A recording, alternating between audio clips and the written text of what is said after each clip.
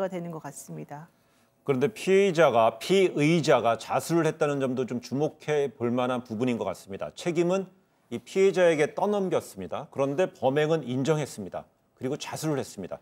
이 심리는 어떻게 봐야 될까요? 그러니까 처음에 이제 몸통만 발견되고 그 시신이 누구인지 확인하기 어렵다는 얘기가 나왔을 때까지만 해도 아마도 본인의 죄가 그렇게 금방 드러날 것 같지 않은 걸로 알고 있습니다. 그런데 좀 있다가 이제 팔이 발견되면서 지문이 확인이 됐다고 네네. 나왔거든요. 그러니까 네. 더 이상 도망갈 수 없다라고 생각을 하고 자수를 한 것 같은데요. 네. 자수를 하게 되면 기본적으로 최대치 한 절반 정도까지 이 형이 감경될 수가 있어요. 절반이나 예, 최대. 예. 그래서 그런 것들 때문에 일부러 아마 감경을 노리고 했을 가능성이 매우 크다. 그렇지만 범행이 이렇게까지 잔혹하고 실제 특별히 둘 간에 무슨 관계가 있었는지 확인은 아직까지는 안 됐습니다만 만약에 우리가 모르는 또 다른 뭔가가 있다 그런다면 네. 뭐 꼭 그 완벽하게 반까지 꼭 형을 감경해줘야 되는 건 아니기 때문에 네. 그거는 이제 수사를 좀 해봐야지 알 것 같은데 중요한 것은 이 사람은 어쨌든 본인이 어느 정도는 선처를 바라고 이런 행동을 한 것으로는 보인다는 거죠.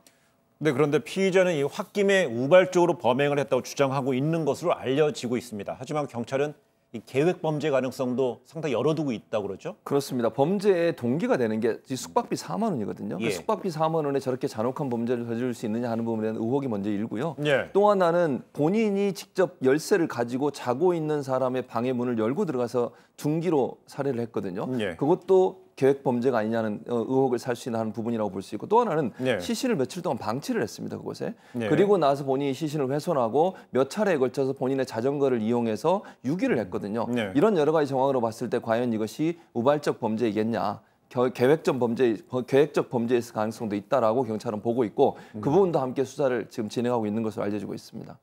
그래서 이제 피의자가 우발적 범행을 주장하고 있고요. 또한 이제 자수를 했습니다. 그래서 그 감형을 염두에 둔 것이라고 볼 수 있다는 분석이 있다면 아까 지금 절반 가까이라고도 얘기했는데요. 네. 그런데 실질적으로요, 우발적 범행을 저질렀다는 주장이 맞으려면 이렇게까지 잔인하게 시신을 훼손하지 않는다. 그리고 네. 또 설마 자기의 의사와는 다르게 순간적으로 잘못해서 사람을 그렇게 죽게 했다 하더라도 원칙적으로는 경찰에 신고하는 것이 일반적으로 우발적 범행을 저지른 사람의 행동이거든요. 근데 이 사람은 시신을 며칠 동안 놔두었다가 네. 잔혹하게 훼손을 하지 않았습니까? 네. 그렇게 본다면은 원칙적으로는 우발적 범행이라고 보기는 좀 어렵다라고 지금 경찰은 보고 있는 것 같고요. 네. 더 중요한 건 기본적으로 우발적 범행을 저지른 사람 같은 경우는 얼굴이라든가 그 사람을 알아보지 못할 정도로 형체를 훼손하지 못합니다. 그러니까 예를 들면 얼굴을 훼손하는 경우는 특히 면식범이거나 상대방의 상당히 그 어떤 그 증오심을 가지고 있을 때 그런 훼손을 시켜요. 그런데 네. 이 사건 같은 경우에는 이제 아마도 이제 처리를 좀 쉽게 하기 위해서 한 것으로 보이긴 합니다만은 일반적인 패턴하고 많이 달라서 지금 경찰도 프로파일러를 투입해서 실제 이 사람 말이 맞는지를 확인한 것으로 알고 있습니다.